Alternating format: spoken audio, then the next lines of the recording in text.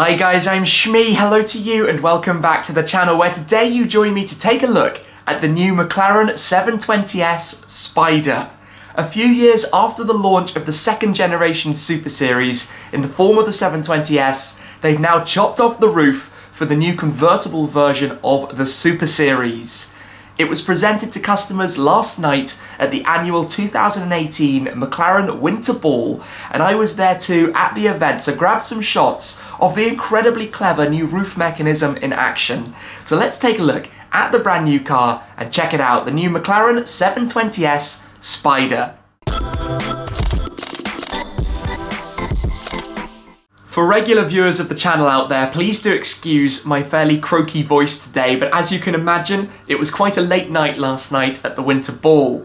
It was the second time that I've attended McLaren's annual event hosted at the factory, where you may remember last year we saw the launch of the new McLaren Senna, which just 12 months on, and I still can't believe that I'm saying this, one of which is very soon to be arriving in my garage. So if you're subscribed, you'll see all of the updates with that and the new videos as soon as it arrives. But this time around, the 2018 McLaren Winter Ball saw the launch of the new 720S Spider. We had the opportunity to see the car in a number of different configurations and colour schemes, and also to take a very good look at the rather clever new roof mechanism that they've created and installed, including the electrochromic glass roof panel. I'll show you that more later on in this video. But firstly, upon arrival at the MTC, the McLaren Technology Centre, we were greeted by the most fantastic lineup of cars from McLaren's history, starting with the legendary F1. We then proceeded down the line to the MP412C, the model that really gave the relaunch of McLaren Automotive as a brand, before their first member of the Ultimate Series, the pioneer of technology, the McLaren P1. Then we got to see some of the other models, the likes of the 650S Spider, the 675 LT, of course I have my LT Spider still in the garage as well. And then we moved on to the 720S itself. This particular example being the Mso Velocity with the blended paintwork and the exposed red carbon fibre, before we move to the 570S Spider and then to the Senna itself, of course, before culminating the line with the 600 LT Coupe. So what's next? The new member of the family, the covers come off, the McLaren 720S Spider, with the various different cars in the room all having them removed at the same time. So a number to look at. We start with the roof mechanism up, but let's pop this down so that you can immediately see how it works. The rear deck lid has floating buttresses with glass panels, and that single piece glass roof folds away completely in just 11 seconds in near on silence. It's remarkable how quickly it operates, and then you get to see the full car, which maintains the same roof line and curvature of the Coupe. Now, when the 720S Coupe launched, a lot of people were questioning some of the looks and shapes of the car, the exposed headlights and openings there, the low rear deck, but it's always, to me, been a very pretty car, and I think a lot of people have come to see that. So maintaining that shape and the same height of the car for the Spider version of the 720S has really been something very important. You can see here those rear buttresses. They actually house a number of components, including the new monocage 2S that's been created for the car, extra strengthening. The car itself hasn't needed any more strengthening than the original model, but they also have those floating glass buttresses with air vents underneath that are also rather clever to explain later on, but they give you fantastic visibility. So when you look across the rear deck lid, and of course here we've got the black background, but you can basically see straight through them, which gives you a massively improved visibility around you, 360-degree visibility, than you would usually get in a car of this ilk. Normally you have buttresses right behind your head that are a complete nightmare to actually be able to see through at all. So you have that open canopy feeling. The glass for the windscreen has been moved further forward, because if you think about the way the 720S Coupe worked, it had those magnificent doors that open upwards and outwards that bring part of the roof panel with them. The aim of that is to give you the glass feeling right above your head with those panels. You could have them opted for carbon fibre if you wished, but they made it incredibly easy to actually get in and out of the car as well. So here we've got another car. We had pure white before. This one is in Memphis red. We haven't actually seen the Belize blue in detail yet. We'll come back to that in more later on. But Memphis red, we've got the optional MSO components. So for example, the rear wing, which has new profiles. So in the 720S Coupe, of course, it's the active wing with the air brake, but it has to operate differently when you have the roof down. So the car knows which mode you've got it running in and will behave differently as required. You can also see a number of other carbon fibre components and the openings. But jumping to the inside, let's see what this is like from inside. You pull the toggle, the roof does its thing, that one piece lifts over you, and here we get our first sense of the full glass roof that you have up above. That full roof panel that can be tinted and opened as you like it. When you turn the car off, it will always tint, and you've also got that rear window, by the way, that you saw on the 650S that opens and closes independently if you want to get some of the engine noise, let's say, when it's raining.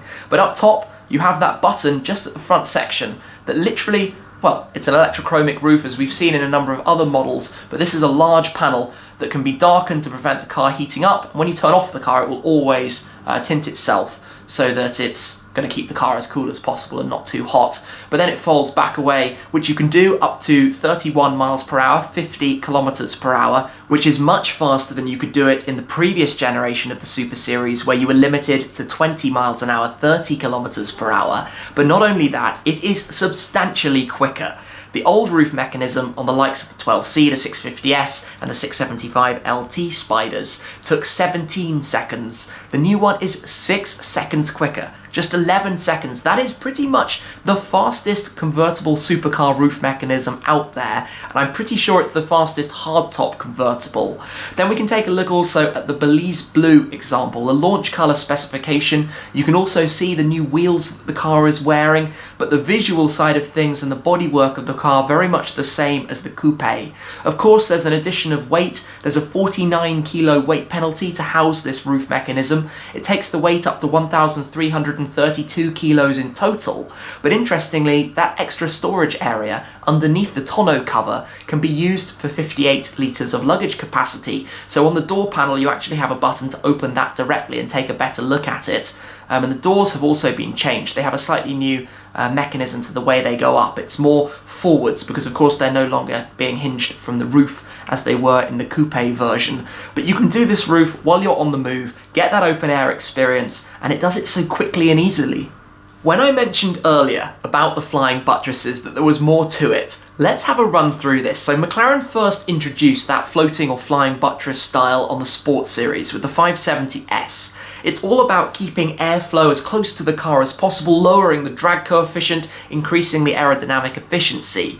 And they've done that now on the Spider, but it's also rather multi-purpose. So the floating panel itself is entirely glass. That means when you look over your shoulder, you have that excellent visibility. It also happens to look particularly cool as well.